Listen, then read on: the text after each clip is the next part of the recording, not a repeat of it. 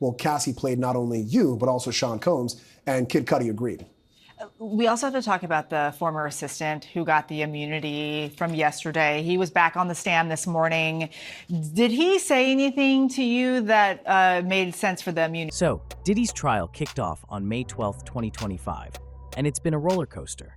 He's facing serious charges: racketeering conspiracy, sex trafficking by force, fraud or coercion, and transportation to engage in prostitution.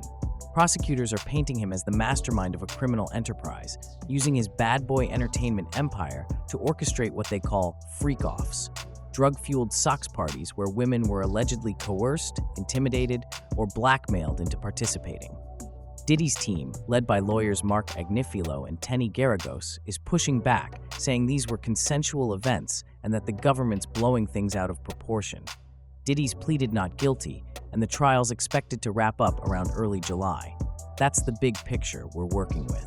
The rumor linking Barack Obama to Sean Diddy Combs' legal troubles is a textbook example of how a single quirky detail can spiral into a full-blown internet conspiracy.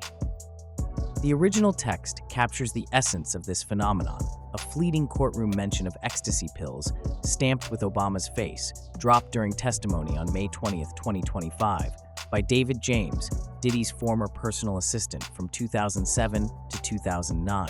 What started as an odd anecdote about drug paraphernalia morphed into wild claims of secret meetings, FBI agents exposing bombshells, and Obama being entangled in Diddy's alleged criminal empire. To understand how this rumor gained traction and why it's so misleading, let's dive deeper into the trial, the cultural context, the mechanics of viral misinformation, and the broader implications of such stories in today's hyper-connected world. By expanding on the original text while maintaining its conversational yet skeptical tone, we'll unpack the layers of this saga, explore the trial's key players, and examine why these kinds of rumors resonate so deeply. The heart of this rumor lies in a single moment during Diddy's trial, which has been a media circus since it began. On May 20th, 2025, David James took the stand to testify about his time as Diddy's personal assistant. His role was to provide an insider's view of Diddy's lifestyle during the late 2000s, a period when the music mogul was at the peak of his influence. James described Diddy's habits in vivid detail, painting a picture of a man who lived extravagantly and recklessly. Among the many revelations, James mentioned a toiletry bag that Diddy always kept close, a bag that functioned as a mobile pharmacy. Inside were 25 to 30 pill bottles containing Percocet, Viagra, weight loss pills, and most notably, ecstasy pills, stamped with the face of then-Senator Barack Obama.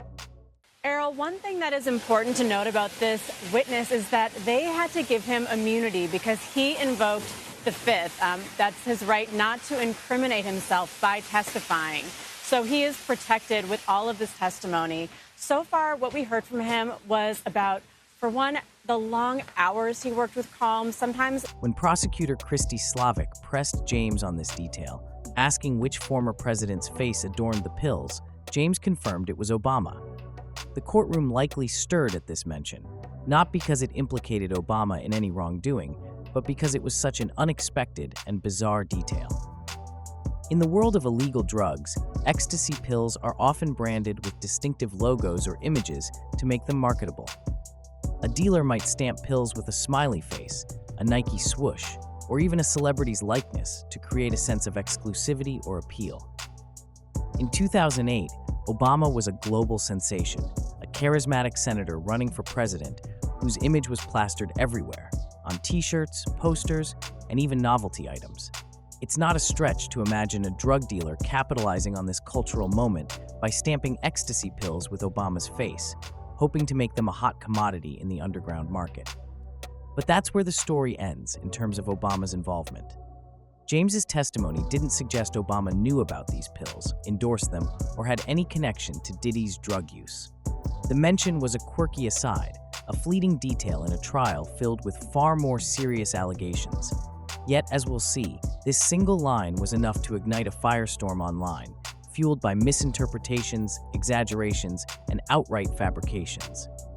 The rumor's explosion can be traced to a now-deleted online post that went viral around the same time as James's testimony. This post, which amassed over 1 million views before it was taken down, claimed that James had testified about Obama being caught in secret meetings with Diddy's drug runner, One Stop. It even included fabricated quotes that sounded like they came straight from a courtroom drama, complete with dramatic flourishes about FBI agents exposing a grand conspiracy. The post was a masterclass in misinformation. It took a kernel of truth, the Obama-stamped pills, and wove it into a sensational narrative that had no basis in reality. To set the record straight, the official court transcript shows no mention of secret meetings, no drug runner named One Stop linked to Obama, and no FBI agent testifying about anything remotely close to this. The closest the trial came to involving law enforcement was the testimony of Gerard Gannon, a Homeland Security Investigations special agent who led the March 2024 raid on Diddy's Miami mansion. Gannon's testimony focused on the physical evidence recovered during the raid: guns, ammunition, drugs like ketamine and MDMA, and an eyebrow-raising collection of lubricants and a rubber duck. Obama's name never came up in Gannon's account, nor did any other agent tie the former president to Diddy's operation. The FBI agent angle appears to be a complete fabrication, likely born from the viral post's attempt to make the story sound more explosive.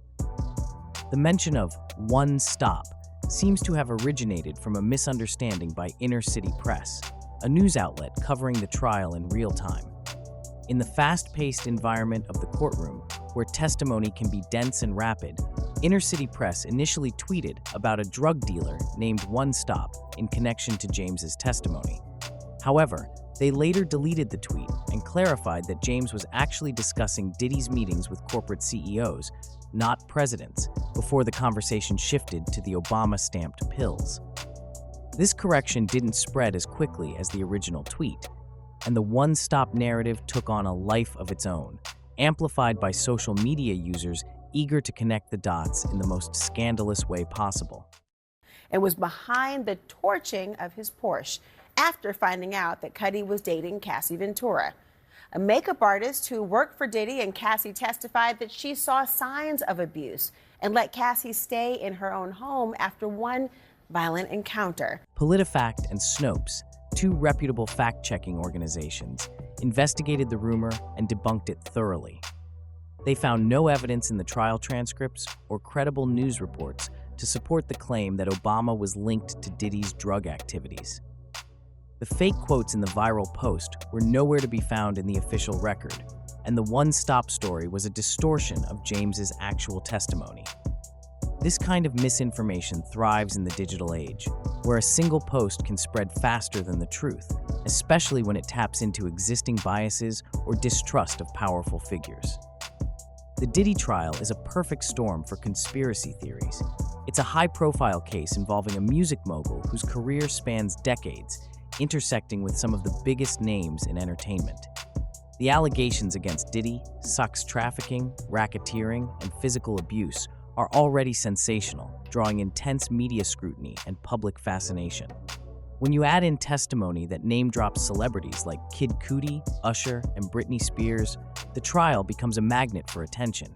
Throwing a former president's name into the mix, even in a tangential way, is like pouring gasoline on an already blazing fire. The first week of the testimony in the sex trafficking trial against Sean Combs ended with a former member of one of Combs' musical groups on the witness stand. Dawn Richard says that she saw Combs attack Cassie Ventura in 2009. The Obama rumor also taps into a broader cultural tendency to seek out conspiracies involving powerful people. Barack Obama, as the first black president of the United States, has been a lightning rod for controversy since his 2008 campaign. His global fame and polarizing political legacy make him an easy target for rumors that play on distrust of elites. The idea of Obama being secretly involved in Diddy's alleged crimes is catnip for those who already believe in shadowy cabals or hidden agendas among the powerful. It doesn't matter that the evidence is flimsy. The emotional appeal of a gotcha moment is enough to keep the rumor alive. Social media's role in amplifying these stories can't be overstated. Platforms like X, where information spreads at lightning speed, are fertile ground for half-truths and outright lies.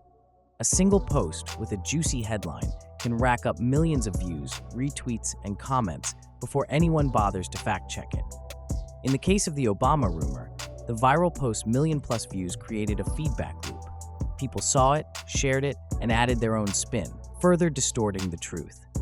By the time fact-checkers like PolitiFact stepped in, the rumor had already taken root in the public imagination. A former executive assistant to Sean Combs will resume his testimony this morning in the music mogul's sex trafficking trial. Rapper Kid Cudi is expected to testify today. KTLA's Eric Spillman in the newsroom now with the latest. Eric, good morning. The trial's broader context also fuels the rumor mill. Diddy's case is a sprawling narrative of wealth, power, and excess, with testimony that reads like a tabloid headline. Cassie Ventura, Diddy's ex-girlfriend and the prosecution's star witness, testified for nearly 20 hours over 4 days, detailing a decade-long relationship marked by physical abuse, coerced sex parties, and blackmail. Her testimony was corroborated by others, including her mother, Regina Ventura, who described wiring Diddy $20,000 to prevent him from releasing a sex tape of Cassie. Dawn Richard, a former member of Danity Kane, recounted seeing Diddy attempt to hit Cassie with a skillet. George Kaplan, another former assistant, described cleaning up after Diddy's freak-offs, finding drugs, lubricants, and other incriminating items. With this kind of salacious material dominating the headlines, it's no wonder a quirky detail like Obama-stamped ecstasy pills could be twisted into something far more sinister.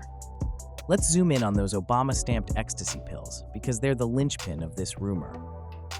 According to David James, Diddy's toiletry bag was a veritable drugstore containing Percocet, Viagra, weight loss pills, and ecstasy.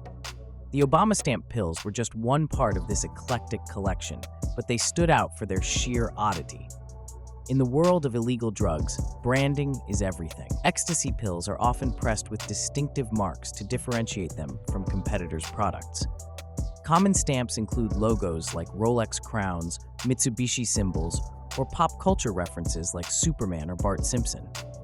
In 2008, when Obama was a cultural juggernaut, his image was everywhere, on campaign merchandise, street art, and even novelty items like bobbleheads. A drug dealer stamping ecstasy pills with Obama's face was likely trying to cash in on his popularity, not making a political statement or implicating Obama himself.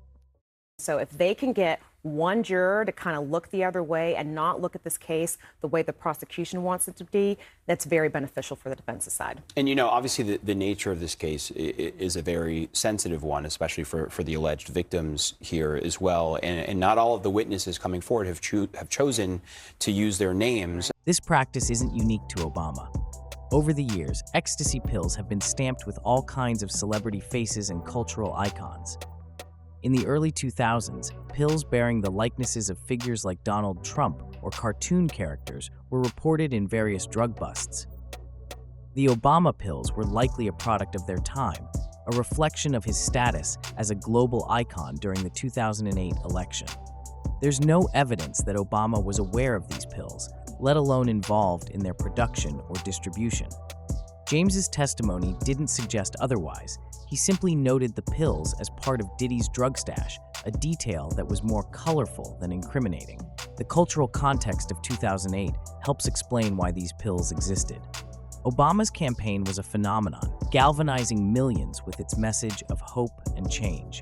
His image became a symbol of progress, aspiration, and for some, rebellion.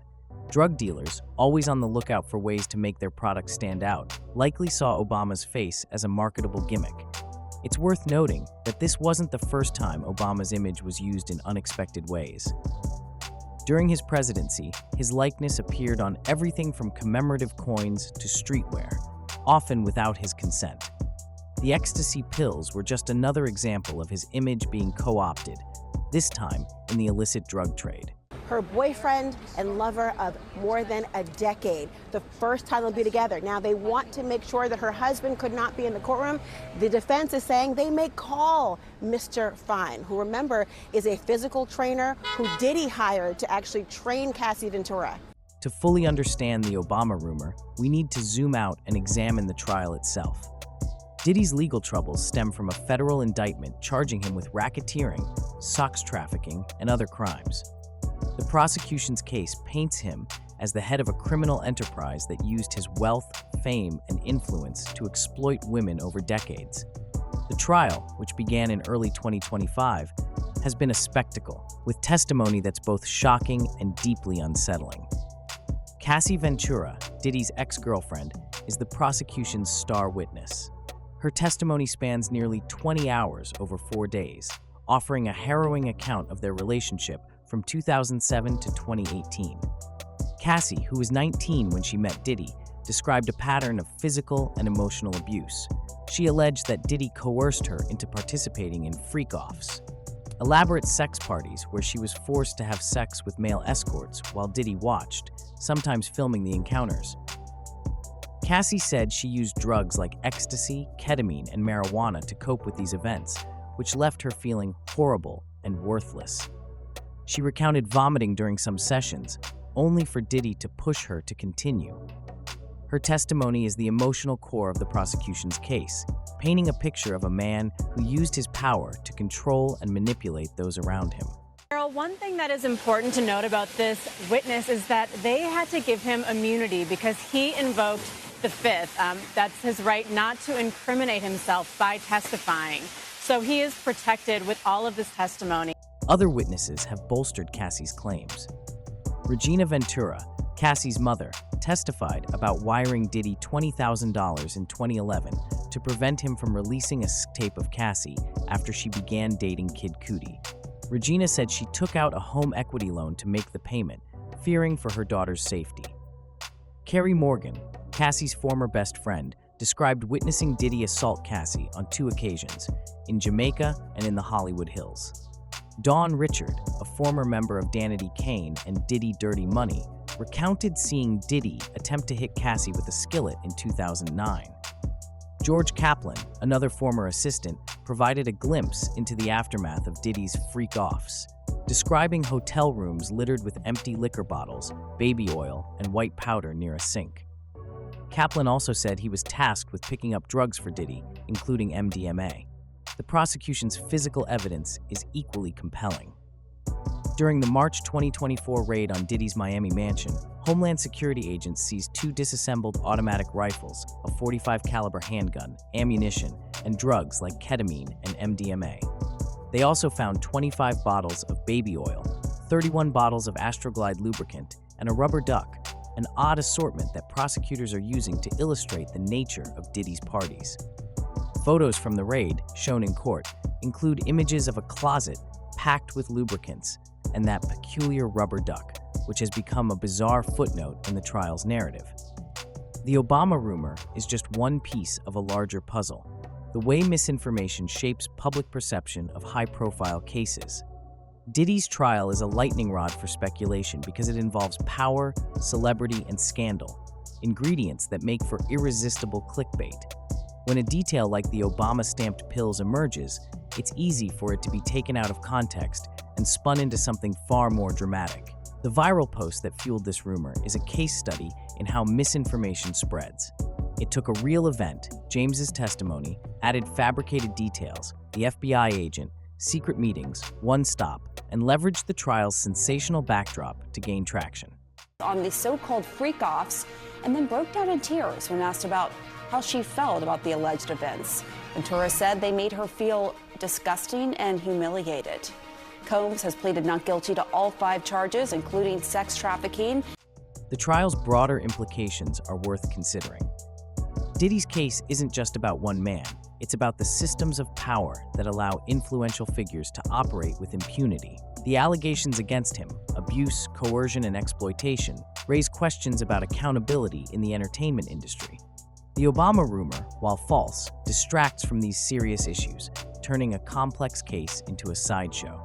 By focusing on sensational claims about a former president, the public risks losing sight of the real victims, like Cassie Ventura, whose testimony exposes the human cost of unchecked power. The rumor tying Barack Obama to Diddy's trial is a cautionary tale about the dangers of misinformation in the digital age. What began as a quirky detail about ecstasy pills stamped with Obama's face ballooned into a baseless conspiracy about secret meetings and FBI bombshells. The truth, as revealed by court transcripts and fact-checkers, is far less exciting. Obama's name surfaced only in the context of drug paraphernalia, with no evidence linking him to Diddy's alleged crimes. The trial itself, with its shocking allegations and high-profile witnesses, provides plenty of real drama without the need for fabricated scandals. By understanding how this rumor spread and why it resonated, we can better navigate the murky waters of online information, separating fact from fiction in an era where the truth is often the first casualty. He was very soft-spoken, a little bit hunched in his chair as he did his testimony. And when he spoke pretty softly. At times it was hard to hear him. But he did get into two very big instances. One, a break-in to his home.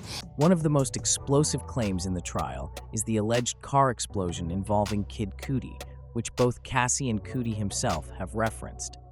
The defense has moved aggressively to strike this testimony from the record, arguing there's no concrete evidence linking Diddy to the incident. According to Cudi's testimony on May 22, 2025, Diddy allegedly broke into his home in 2011, locked his dog in a bathroom, and was likely responsible for the Porsche that blew up in Cudi's driveway. It's a jaw-dropping accusation, the kind that grabs headlines and fuels social media speculation. But the defense is calling it pure conjecture, pointing out that no physical evidence or direct witness testimony ties Diddy to the explosion. Without a smoking gun, literally or figuratively, they argue this claim is nothing more than a dramatic story meant to prejudice the jury against their client.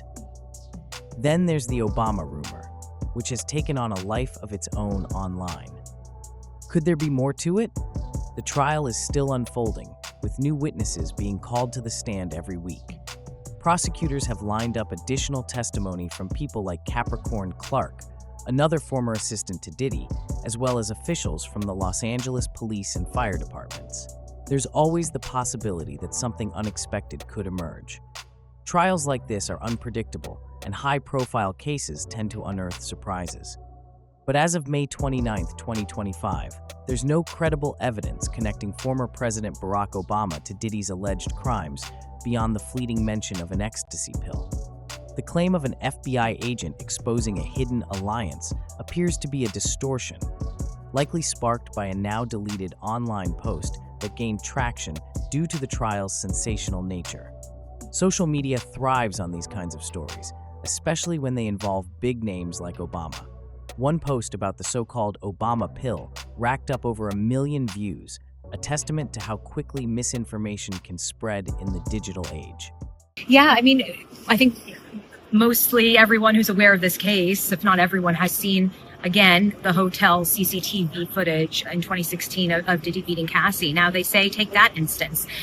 Diddy got his chief of staff, got his bodyguard. Let's unpack why Obama's name even being mentioned in this context is such a lightning rod. The connection between Diddy and Obama isn't some clandestine plot. It's well documented and entirely public. The two were photographed together at an event in 2004, and Diddy was a vocal supporter of Obama during his 2008 and 2012 presidential campaigns. Diddy hosted fundraisers, performed at Obama's 2009 inauguration celebration, and was a visible figure in Democratic circles. But this isn't unique to Obama. Diddy has mingled with plenty of high-profile figures, including Donald Trump, who attended one of Diddy's infamous white parties in the Hamptons. These are standard celebrity-politician interactions, the kind that happen when fame and power intersect. The leap to a hidden alliance seems to stem from these public associations, amplified by the trial's salacious details and the internet's love for conspiracy theories. The mention of a drug dealer named One Stop has also fueled speculation. David James, a witness in the trial, testified about this individual who allegedly supplied Diddy with drugs. But the court transcript is crystal clear. The only Obama-related reference was about the ecstasy pills, and there's no testimony linking One Stop to Obama or any other political figures. The rumor about secret meetings or a broader conspiracy seems to have twisted this detail, perhaps because One Stop sounds like a character straight out of a Hollywood thriller. Without hard evidence, though, it's just another layer of noise in an already chaotic narrative. The trial's high-profile nature is only intensified by the mention of other celebrities, which keeps the story in the headlines and fuels public fascination. Kid Cudi's testimony about the car explosion is one of the biggest bombshells, not just because of the incident itself, but because it ties into Cassie's claims about Diddy's controlling and vengeful behavior. Cassie testified that Diddy threatened to blow up Cudi's car after learning about their brief 2011 fling, and Cudi confirmed that his Porsche did, in fact, explode in his driveway. It's the kind of detail that sounds like it belongs in a movie, not a courtroom, but it's a critical piece of the prosecution's case, painting Diddy as someone capable of extreme retaliation. Don Richard, another key witness, brought up other celebrities like Usher, Jimmy Iovine, and Neo, describing a 2009 dinner where Diddy allegedly got physical with Cassie. Names like Britney Spears and Michael B. Jordan have also surfaced in passing, though not in connection to any specific wrongdoing. These celebrity name drops keep the trial trending, making it easy for rumors to spiral out of control. So why do people latch onto stories like the Obama-Diddy alliance? It's not hard to see why. The internet thrives on drama, and a headline like FBI agent exposes hidden alliance is tailor-made for clicks. It's pure catnip for conspiracy theorists and casual scrollers alike. Combine that with a trial already brimming with shocking allegations, sex, drugs, violence, and celebrity cameos, and it's no surprise that people start connecting dots that don't exist. Social media platforms like X amplify this phenomenon, where a single viral post can spread like wildfire before anyone bothers to verify the facts. The Obama pill detail, while bizarre, is just a small piece of a much larger case centered on Diddy's alleged crimes, not some sprawling political conspiracy. To put the Obama rumor in perspective, let's dive deeper into the trial's key players and what they're bringing to the table. Cassie Ventura's testimony is the linchpin of the prosecution's case. She was just 19 when she met Diddy, who was 37 at the time, and signed to his Bad Boy Entertainment label. She described a relationship defined by control, where Diddy allegedly dictated nearly every aspect of her life. He paid for her apartment, gave her an allowance, and used his influence over her music career to keep her under his thumb. According to Cassie, the freak-offs started as something she did to please him, but gradually became coercive, often fueled by drugs that left her feeling trapped.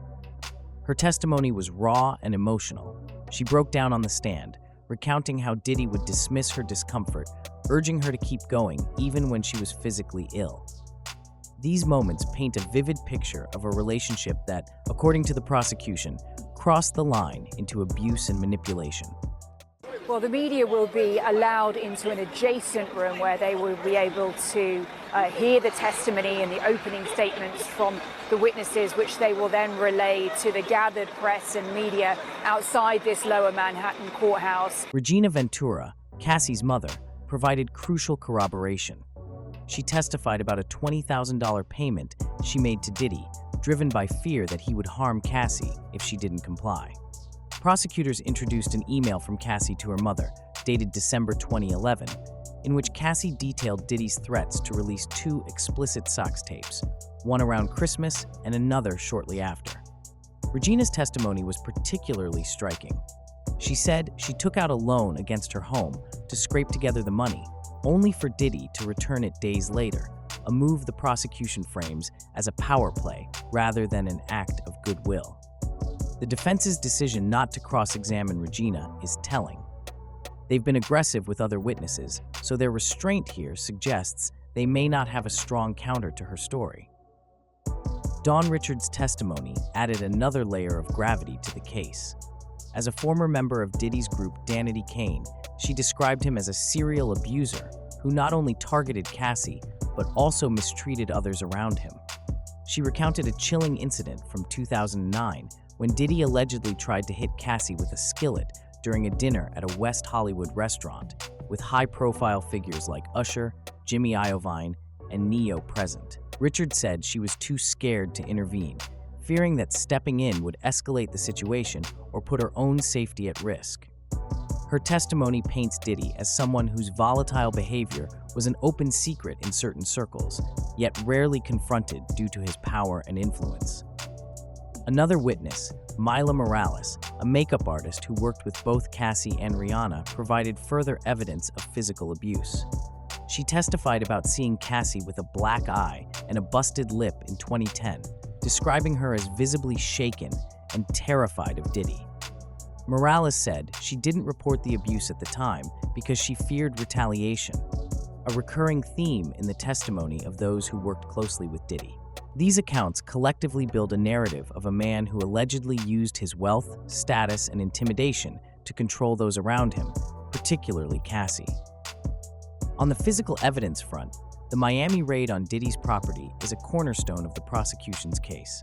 Agent Gerard Gannon, who led the raid, walked jurors through the items seized: guns, ammunition, a variety of drugs, and an almost comical quantity of lubricants. 25 bottles of baby oil and 31 bottles of Astroglide, to be exact. These have become a meme online, with social media posts joking about the sheer volume. But in the courtroom, there's serious evidence meant to underscore the scale and nature of the alleged freak-offs. Then there's the rubber duck, an odd detail that no one has fully explained. It's become a bizarre footnote in the case, but prosecutors seem to be using it to highlight the eccentricities of Diddy's lifestyle, perhaps to shock the jury or reinforce the narrative of excess. They also found a crystal rock-like substance and pills containing psilocybin, tying directly into the drug-related allegations that run through the case. I think what we're going to expect is to go back over some of the major points, and I think only the major points, because the defense does believe they're going to finish their cross-examination sometime shortly in the next, I think, 45 to 60 minutes. Beyond the courtroom drama, the trial's broader context is worth exploring. Diddy, whose real name is Sean Combs, has been a towering figure in music and entertainment for decades. As the founder of Bad Boy Entertainment, he launched the careers of artists like the Notorious B.I.G., Mary J. Blige, and of course, Cassie. His influence extends beyond music into fashion, media, and even politics, as evidenced by his high-profile connections to figures like Obama and Trump. This larger-than-life persona makes the allegations against him all the more shocking, as they contrast sharply with the polished image he's cultivated over the years. The trial isn't just about the specific charges, it's about dismantling the mythos of a cultural icon, which is why every detail, from the rubber duck to the Obama pill, gets amplified. The cultural fascination with this case also speaks to a broader moment in how society processes allegations against powerful figures. The #MeToo movement, which gained momentum in 2017, has reshaped how we view accusations of abuse, particularly when they involve celebrities or industry titans. Cassie's testimony, with its detailed accounts of control and coercion, fits into this larger narrative of women speaking out against powerful men who allegedly exploited their influence. The inclusion of other witnesses, like Dawn Richard and Mila Morales, strengthens this thread, showing a pattern of behavior that extends beyond a single relationship. Yet the defense's strategy, highlighting consent, mutual drug use, and relationship complexities, taps into a counter-narrative that questions whether every accusation is as clear-cut as it seems. This tension between accountability and skepticism is part of why the trial resonates so deeply with the public. Social media's role in shaping the narrative can't be overstated. Platforms like X have turned the trial into a real-time spectacle, with users dissecting every testimony, piece of evidence, and celebrity name drop. The Obama rumor, for instance, likely gained traction because it fits a familiar conspiracy template: a powerful politician tied to a scandalous celebrity with just enough real-world connection, the 2004 photo, the campaign support, to make it plausible. The one-stop drug dealer detail only adds fuel, as it's easy to spin a shadowy figure into a broader plot. But the reality, as far as the court records show, is far less cinematic. The Obama pill reference is a minor detail in a case dominated by far more serious allegations, yet it's the kind of thing that explodes online because it's juicy and shareable. The sex trafficking and racketeering trial against Sean Diddy Combs, it will resume on Tuesday, but testimony from rapper Kid Cudi, whose name is Scott Mescudi spoke Thursday about his brief relationship with Combs' ex-girlfriend, Cassie Ventura, back in 2020. The trial's celebrity connections also keep it in the spotlight. Kid Cudi's testimony about the car explosion is a prime example. It's not just the incident itself, though a car blowing up in a driveway is undeniably dramatic, but the fact that it ties into Cassie's claims about Diddy's jealousy and vindictiveness. Her story about Diddy's threat to blow up Cudi's car, followed by Cudi's confirmation of the explosion, creates a narrative arc that's hard to ignore. The defense's push to strike this testimony reflects their concern about its impact on the jury, as it paints Diddy as capable of extreme, almost cinematic acts of retribution. Without physical evidence linking him to the explosion, though, it remains a contentious point in the trial. Similarly, Dawn Richards' mention of other celebrities at the 2009 dinner, Usher, Jimmy Iovine, Neo, adds to the case's star power. Her description of Diddy allegedly trying to hit Cassie with a skillet in front of these industry heavyweights suggests a level of brazenness, as if Diddy felt untouchable. The fact that no one intervened, according to Richard, speaks to the fear and power dynamics at play. These moments don't directly prove the charges, but they build a picture of a man whose influence allowed him to act with impunity, at least in certain settings. The passing mentions of Britney Spears and Michael B. Jordan, while not tied to specific allegations, keep the trial trending, as every celebrity name drop sparks a new round of speculation online. The physical evidence from the Miami raid is another focal point. The sheer volume of items seized, guns, drugs, lubricants, paints a vivid picture of Diddy's lifestyle, one that the prosecution argues was excessive and exploitative. The 25 bottles of baby oil and 31 bottles of Astroglide have become a running joke online, but in court, they're presented as evidence of the scale of the alleged freak-offs. The rubber duck, while bizarre, fits into this narrative of excess, even if its exact purpose remains unclear. The drugs, including the crystal rock-like substance and psilocybin pills, tie into the prosecution's claims about Diddy's use of substances to control and manipulate those around him. Agent Gannon's testimony about the raid was methodical, walking jurors through each item and its significance, but it's the oddities, like the rubber duck, that capture the public's imagination. It is gearing up to be another big week in the Sean Combs sex trafficking trial. Testimony set to resume tomorrow, with another one of Combs' former assistants taking the stand.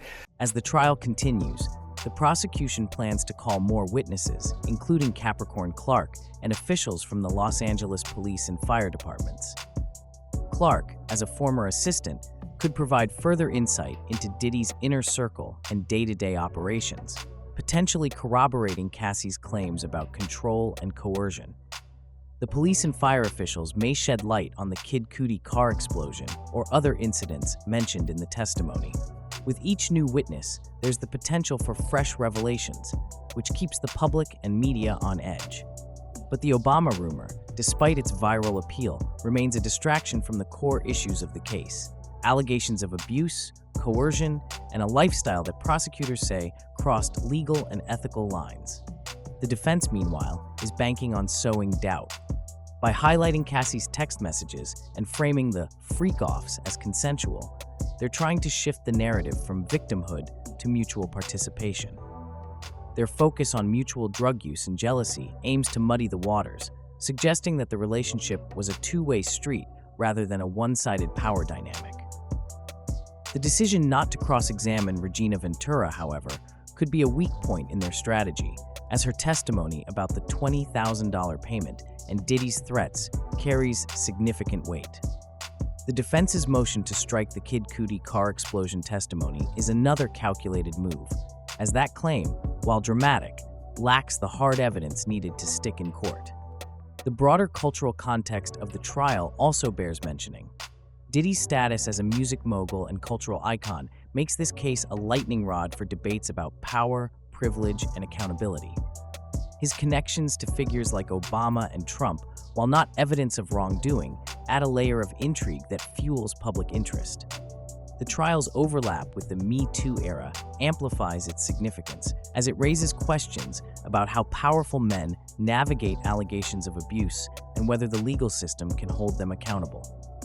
Cassie's testimony, in particular, resonates with many who see parallels to other high-profile cases where women have come forward with stories of control and manipulation by influential figures.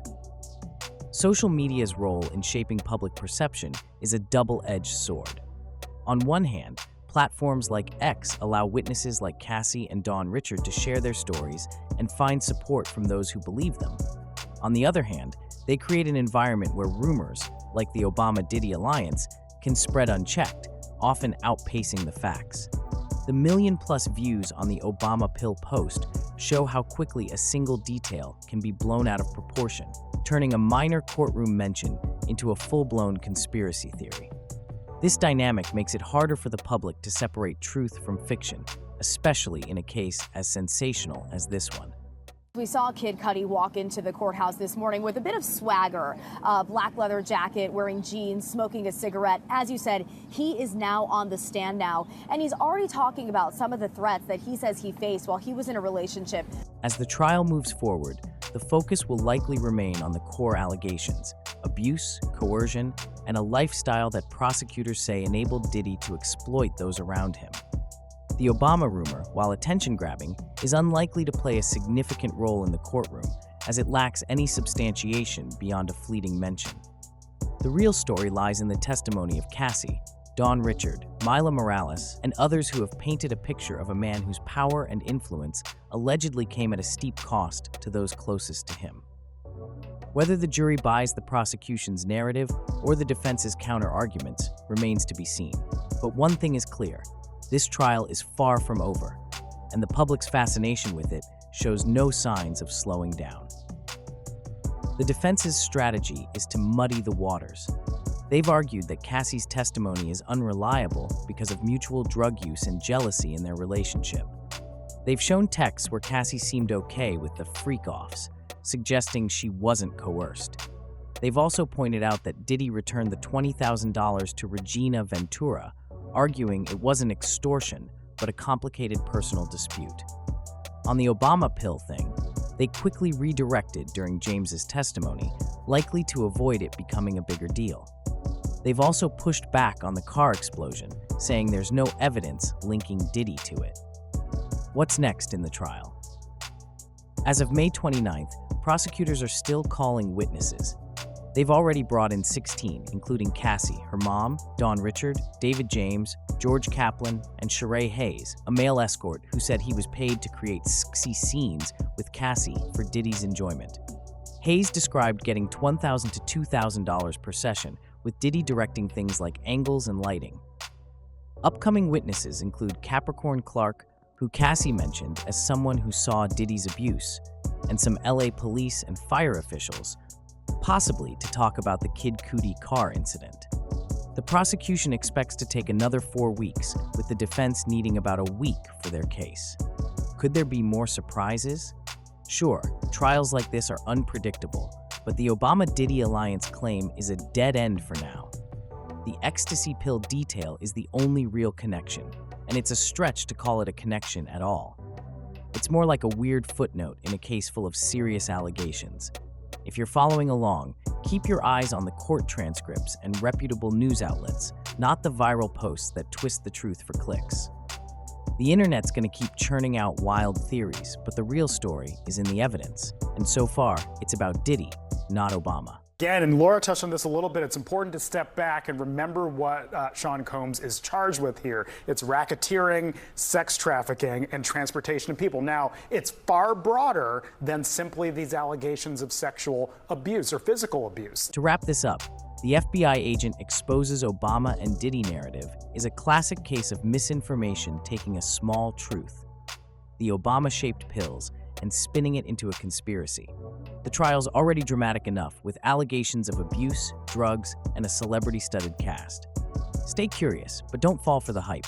Check the facts, and you'll see this case is about Diddy's world, not some secret political plot.